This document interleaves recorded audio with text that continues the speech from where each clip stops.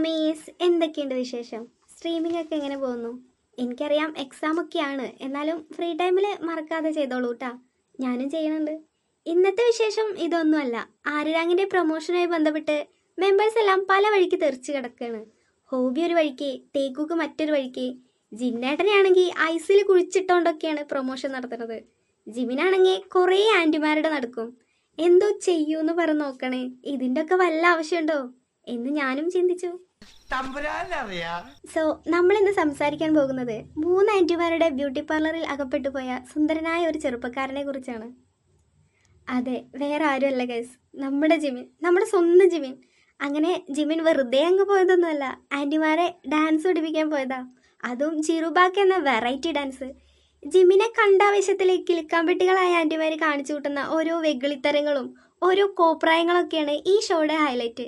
അങ്ങനെ ടീച്ചറിന്റെ സ്റ്റുഡൻസിന് വേണ്ടി ഡാൻസ് കളിക്കുകയാണ് സുഹൃത്തുക്കളെ, കളിക്കുകയാണ്.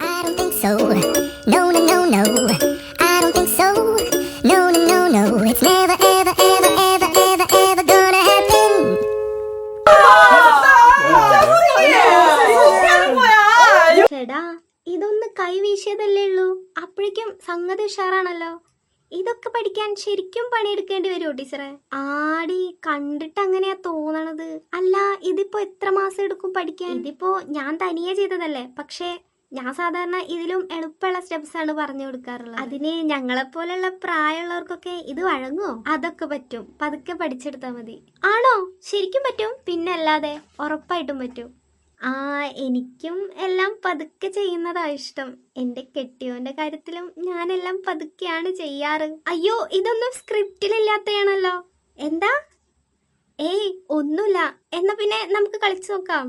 എന്നാ പിന്നെ അങ്ങനെ ആയിക്കോട്ടെ. അങ്ങനെ നമ്മൾ ടീച്ചർ സ്റ്റുഡൻസിനെ ഡാൻസ് പഠിപ്പിക്കുകയാണ്.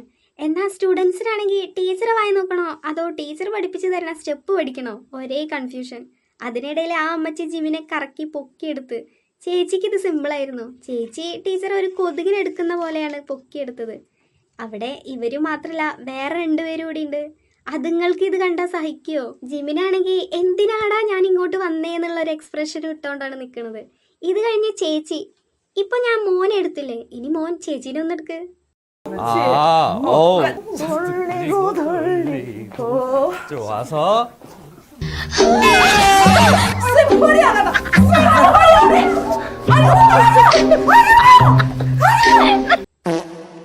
അത് കഴിഞ്ഞ് അടുത്ത സ്റ്റെപ്പ് പഠിപ്പിക്കാണ്.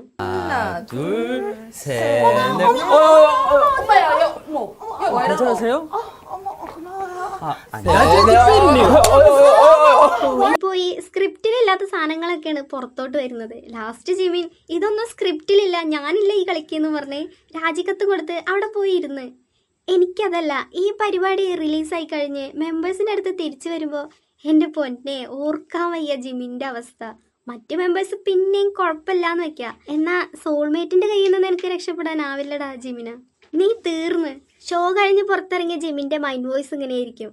ഏത് നേരത്താണോ എന്തോ കെട്ടി എഴുന്നള്ളി പോരാൻ തോന്നിയത്. മിണ്ടാണ്ട് ജിന്നേട്ടൻ്റെ കൂടെ പോയാൽ മതിയായിരുന്നു. ഒന്നില്ലേലും നല്ല ഫുഡെങ്കിലും കിട്ടിയേനെ.